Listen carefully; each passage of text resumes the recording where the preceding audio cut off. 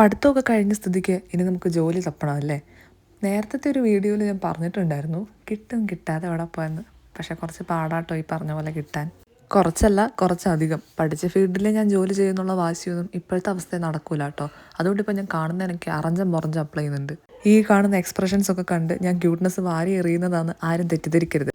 Camera ഓണാണ്, recording ആണെന്ന് അറിയുമ്പോൾ ഇങ്ങനത്തെ ചില ഭാവങ്ങൾ അറിയാതെ തന്നെ മുഖത്ത് വരും. എന്താലേ? പിന്നെ ഇരുന്ന് അപ്ലൈ ചെയ്ത് മടുത്തെങ്കിൽ നമുക്ക് കിടന്ന് അപ്ലൈ ചെയ്യാം. അതിനാണല്ലോ വിശാലമായ ബെഡ്. പിന്നെ ഒന്ന് മൈൻഡ് ഡൈവേർട്ട് ആക്കാൻ അതിലൂടെയിലേക്ക് തെണ്ടി നടന്ന് കണ്ട സാധനങ്ങളൊക്കെ നോക്കി. പിന്നെ കർത്താവിൻ്റെ മുൻപിൽ പോയി ഒന്ന് നെടുവീർപ്പെടണം. താൻ പാതി ദൈവം പാതി എന്നാണല്ലോ. നമ്മളിടയ്ക്ക് ഓർമ്മിപ്പിച്ചാലേ മൂപ്പർക്ക് നമ്മുടെ അവസ്ഥ മനസ്സിലാവുള്ളേ. എന്നിട്ട് അതേപോലെ ശുഭാപ്തി വിശ്വാസം, അതും വളരെ ഇമ്പോർട്ടൻ്റ് ആണ്. നമ്മൾ വിശ്വസിച്ചില്ലെങ്കിൽ പിന്നെ ആര് വിശ്വസിക്കാനാണ്? എന്തായാലും കിട്ടും. എല്ലാം നടക്കേണ്ട സമയത്ത് നല്ല അടിപൊളിയായിട്ട് നടക്കും. ഇടയ്ക്കൊക്കെ നമ്മളെ തന്നെ ഇങ്ങനെ സെൽഫ് മോട്ടിവേറ്റ് ചെയ്യണം. എന്നാൽ ആ ഒരു ഉഷാറ് വരത്തുള്ളൂ. പിന്നെ ഉച്ചയായപ്പോൾ ഞാനും എടുത്തു കേട്ടോ. എത്ര നേരം എന്ന് വെച്ചാൽ നമ്മളിങ്ങനെ അപ്ലൈ ചെയ്തുകൊണ്ടിരിക്കുന്നത്.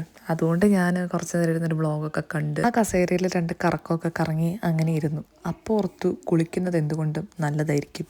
ബേസിക്കലി ഞാൻ കുറച്ച് കുളിക്കാൻ മടിയുള്ള കൂട്ടത്തിലാണ്. പക്ഷെ ഇങ്ങനെയുള്ള ചില മാനസികാവസ്ഥയിൽ കുളിക്കുന്നത് എന്തുകൊണ്ടും നല്ലതാണ്. ഒരു മനസ്സുഖം. തലയൊന്നും കുളിച്ചില്ല. അത്രയും വലിയ ബന്ധങ്ങളിലേക്കൊന്നും ഇപ്പം പോകണ്ടെന്ന് വിചാരിച്ച്. പിന്നെ എനിക്ക് എക്സാം ഉണ്ട് നെക്സ്റ്റ് വീക്ക്. അതുകൊണ്ട് അതിരുന്ന് കുറച്ച് പഠിച്ച് പിന്നെ ഡ്രാഗൺ മൂവി ഇരുന്ന് കണ്ടു. എന്തായാലും രാത്രി ഉറങ്ങാൻ പോവാം. എന്നാൽ ഒരു സിനിമയൊക്കെ കണ്ടങ്ങ് ഉറങ്ങാൻ നിർത്തും. ഒന്നും പറയാനില്ല, അടിപൊളി മൂവിയായിരുന്നു കേട്ടോ. എനിക്ക് നല്ല ഇഷ്ടപ്പെട്ടു.